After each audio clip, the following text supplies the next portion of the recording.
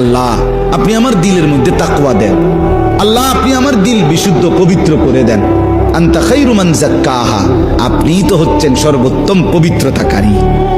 আনতা ওয়ালিয়ুহা, আপনি তো হচ্ছেন নফসের মালিক। ওয়া মাওলাহা, আপনি তো হচ্ছেন জিন্দেগীর মাওলা।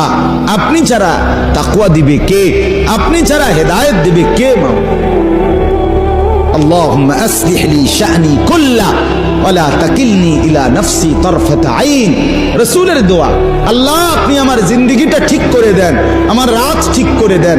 যেই রব গাছের ডালে ঘুমন্ত পাখিকে পড়তে দেয় না, আপনি কিভাবে ভাবলেন সেই আল্লাহ আপনার হৃদয়ের কথা শুনেন না?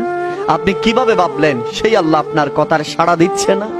আমার আল্লাহ এমন ভাবে আপনাকে দিবেন, আপনি যা চেয়েছেন তার চেয়ে বেশি দিবেন। সেজন্য আল্লাহর উপর ভরসা রাখুন, তাওয়াক্কুল করুন আমার মালিকের প্রতি। আমার আল্লাহ আপনার সব সমস্যার সমাধান করে দিবেন।